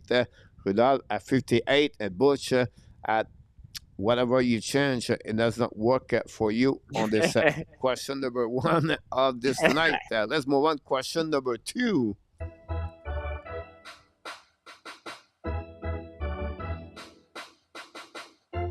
How many times have the Montreal Canadiens finished first in their division and their history? 34 times, 36 times, 38 times, 40 times, 42 times. Good luck, everybody. There we go.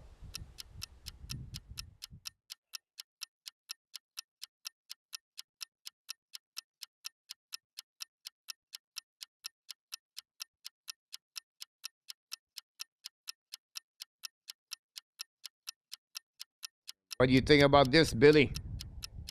Billy go with C, Ron with B. And Jim. And the man D.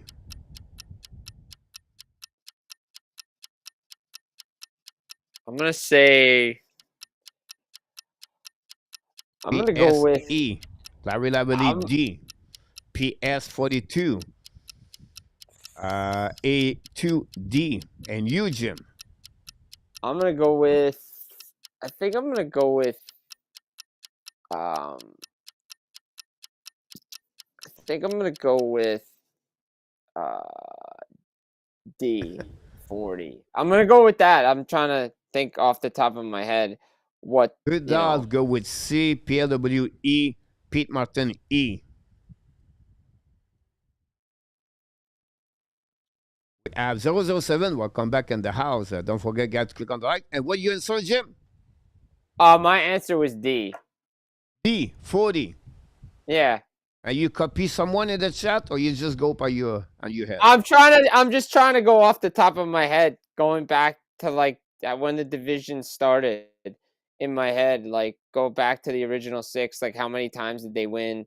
Did they win? I know they won cups, but more recently though, that's the issue is they didn't win the division a lot. That's the thing that threw me. But they won a lot early.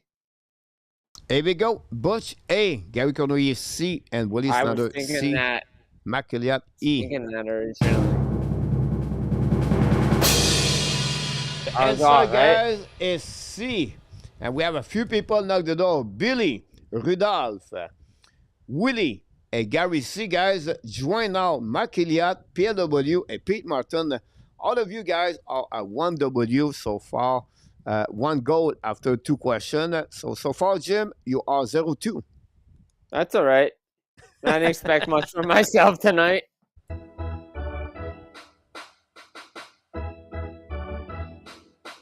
Whoa. Here we go. Wow. The opposite. How many times have the Montreal Canadiens finished last in their division? Good luck, everybody.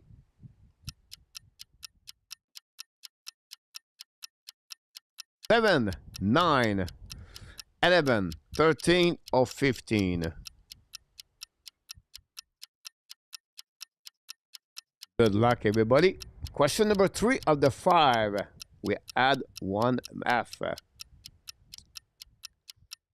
Then the man said, don't follow me, Jim. I'm 0-2. On with King, 0-2 also get a D on that one. Billy go with a B. Gary Gonoy go to C. So far we have a D, a B, a C. Larry Lavalley go with a D. Nobody take A, nobody take E so far. And we have Stan with B. For Stan the man with B on that one. We have A to B, A, L, PW, A, PS, A. Go with PS, I'm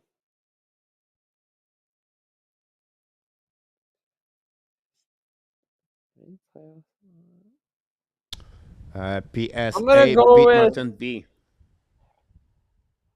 I might be the one that takes. I might be the one that takes E, to be honest. 007 go with C. Mark Elliott go with B. Rudolph go with E. And you, Jim? I think I'm gonna go with E myself. Like I think I'm trying to play this in my head. 15 I'm trying to play this in my. Yeah. Okay. Always see what happened. Willie 9. And B for Butch Bouchard, number B on that one. Oh, and Willie go with B 9. All right. Sound good to me.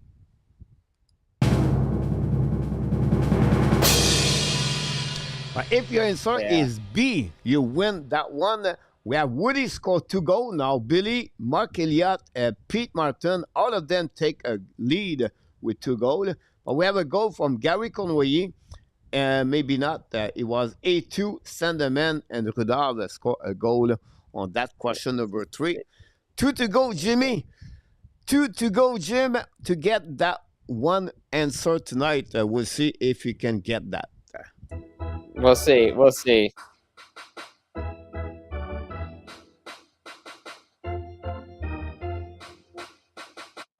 How many different division name have the Montreal Canadiens play in?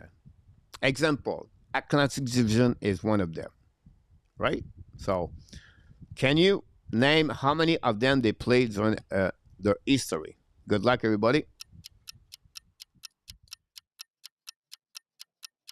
Right, Bush and A2, you scored a goal.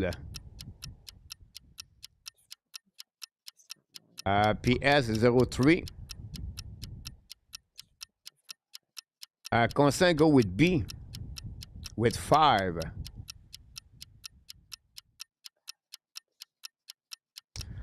Okay, again, I will go with C for A2.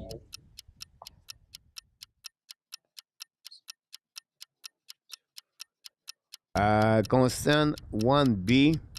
Billy A. Larry Lavely A. Ron with King C.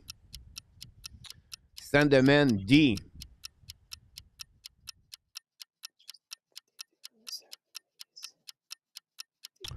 007 D. PS 4. It's Rudolph go with C. Gary Connery go with A. Mark A go with C. Willie go with D. PLW A.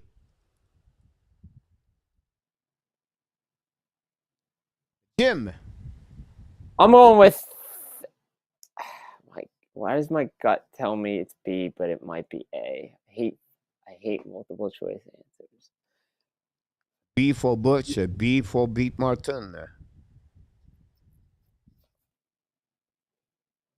And Jim, you answer. I'm gonna go with B.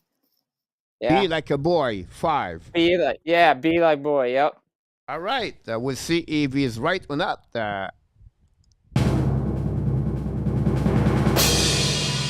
The answer, guy, is 7 of them. And remember, one year they played in the North Division when the time was COVID.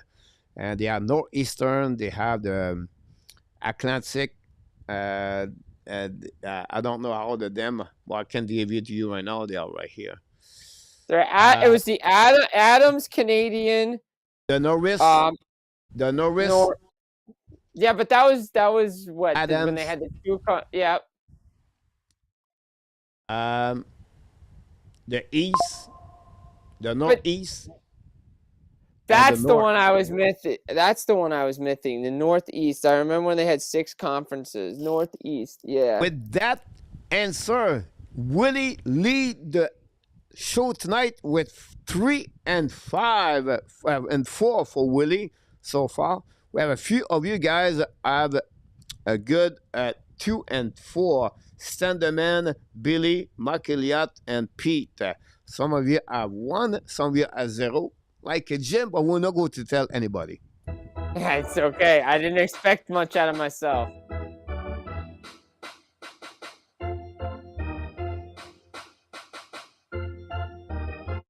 How many times have the Montreal Canadiens finished the season with 100 points or more in their history? 18, 19, 20, 21, or 22 times?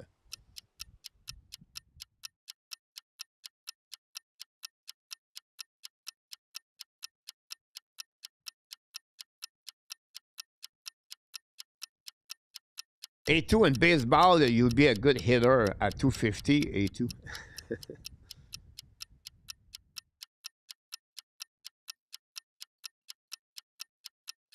Rudolph go with A. Now, Rudolph go with C, apologize, and 8 PS go with A. If Willie is right, this is over, by the way.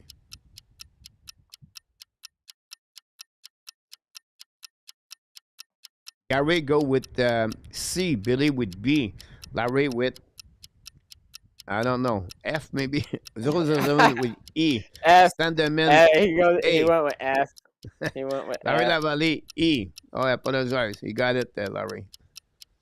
Thanks for everybody to click on the like. So don't forget, we'll be back Sunday night for the recap.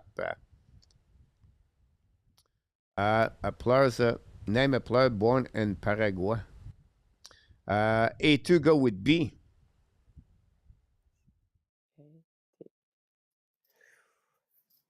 Quite a few people right there. PLW go with 22. E.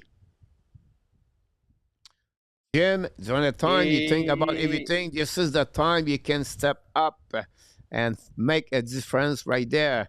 We still waiting for Willie Snyder because you can win the show tonight, Willie, with the right answer by yourself. If not, you're going to tie the game with someone. Bush go with E. Markele with E. And what about you, Mister?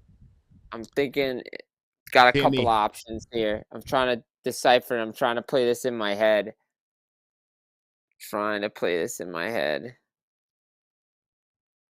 It doesn't have to be the last one because you have to think about go back in time. There weren't a lot of teams. There weren't a lot of games. And the point system was different. I cannot go with D. Willie with B. And Jimmy, for not to get shut out tonight and to raise your goal It's not going to again. happen. It's not going to happen. I'll go with B. With Just B? for the hell of it.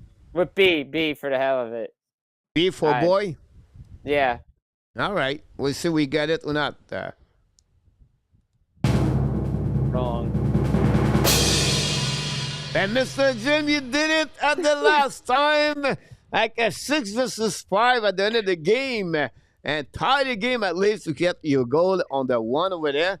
But tonight, guys, it was all about Willie Snyder with a big W tonight. Is the only one get that with a 4-5 for Willie Snyder. Congratulations, Mr. Willie.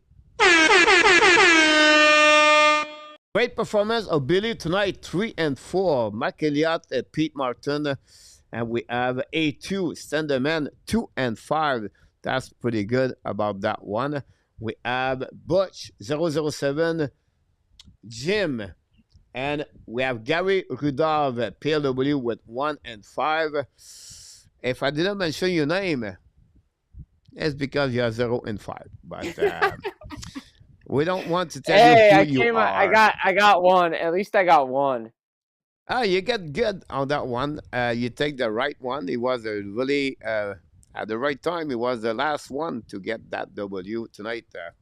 And that's conclude, guys. Another show. It was fun to have you on the Friday night. It's a Friday where we don't have no pressure. We just talk left and right about everything, and to have a good time together. Not many people, but look, I think it was really fun to have you again, Jim. Always a pleasure to have you. Always fun to work with you.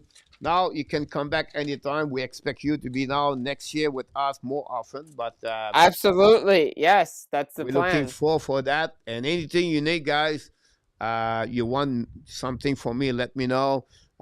Join the Discord, guys. This is the place to be. This is the place you can put guys on the chat. This is the join the Discord and follow Jim.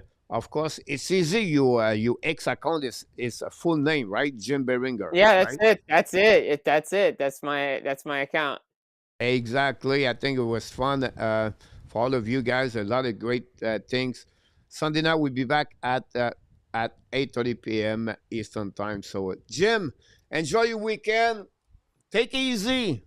Don't work too hard. The hockey's just started in October, so I know.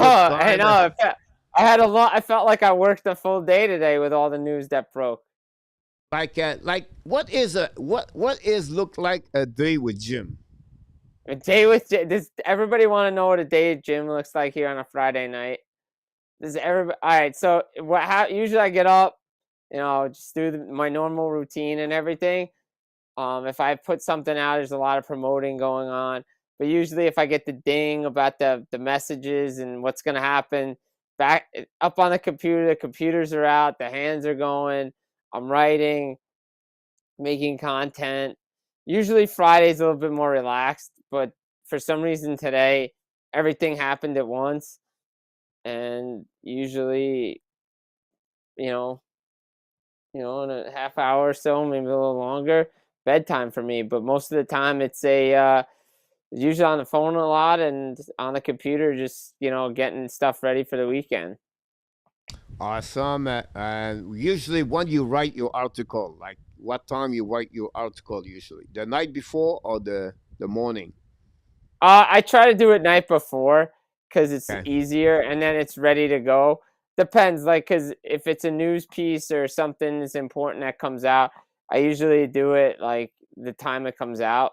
But if it's something I'm working on, it's the night before or 2 days before if it's in my head. Do you work afternoon? Do you wake up early in the morning? Yeah, I'm up by like 6, 7 o'clock. 6, 7 o'clock morning? And you go bed Yeah. late? I mean, during the playoffs, I went to bed at like 2 o'clock in the morning. Okay. And what No about sleep. No sleep till July.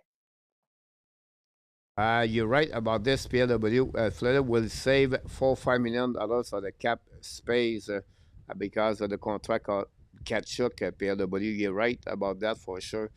It was great to see you, my friend. I can wait to see you next time. Enjoy the weekend. Have fun. And, you guys, you can follow him, guys. He's really active on the X account. You can watching him also, listen to him on TSN. You pop up, what, one time per week right now? Or But yeah, it seems like one time per week. Yeah. I was on the morning show. I had the morning shift yesterday. So yeah. Depends when they need me. But yeah, it seems like once a week it's been happening regularly. usually you are at 7 o'clock, right? The morning? It depends. I think usually I'm with the guys like Gallo and those guys at 11. But then did the 8 o'clock spot recently. Okay. Well, sound good, my friend. Thanks again to join us. I can wait see you next time. Until then, enjoy the rest of your weekend. And I will definitely keep in touch with you, my friend Jim. Take it easy, everybody. It was Jim Biringer, directly from New Jersey, the man of the Hockey Nation with us now. Glad to work with Jim. Very easy to work with him. Knows hockey, guys. He can talk about anything. Talk about a lot of WWE. I learned a lot tonight about WWE. I don't remember all of those names, but it was fun. It was glad to see you, Mark Elliott, tonight again. Willie Snyder, thanks so much, my friend. Congratulations on that super chat. Billy, thanks so much for your super chat. Butch Bouchard, we have PLW show up late with Carrie Conroy and many others, guys. It was a great time to be with her. Run with Kings, moderator of the Hockey Nation show. RJ Calabro at the news update. And until the next time, my friend, the only reason we go slowly, properly, the right way, we grow every single day is because you are awesome. You are amazing. You are the best.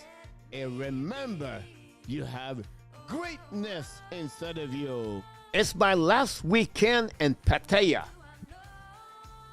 It's hurt. It's hurt. But it's okay. Sometime in life, you have to sacrifice. You have to take the right decision. You have to be smart. And that's what I do right now.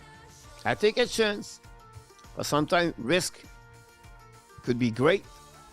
And if you never do it, you will never know. But tonight, my last time, I'm going to be inside of the Pattaya downtown with all the cheese. It'll be my farewell for all the cheese in the last 3 years. I don't know if I'm coming back when the sun will be up or not. But I can promise you one thing. Tonight is going to cheese night. And that's it. After that, it'll be the end of my live in Pattaya. So where are you going? I'm going to Korat. And we'll be start a new live. And not a new life. A new chapter of my life in Thailand. I can't wait to explain to you what's happening. Be well, be health. Find a way not only dominate your day, but find a way to dominate the second app of what? Someone was said 2025. The Hockey Nation I show the App Nation and all the cheese in Thailand. Want to tell you one more thing, sir. We love you, friends. It was not many people, but it was the quality of the people. That's what is the most important thing. And that's what the reason we come back every single night. We'll be back on this Sunday night for the recap of the week and more news around the NHL and for the Montreal Canadiens. Until then, my friend, enjoy the weekend. Remember, don't forget to say to someone how much you love them. Be positive and never give up because life is short and you have greatness inside of you. Enjoy the weekend, guys. I will see you Sunday night at 8:30 Eastern Time. Booyah!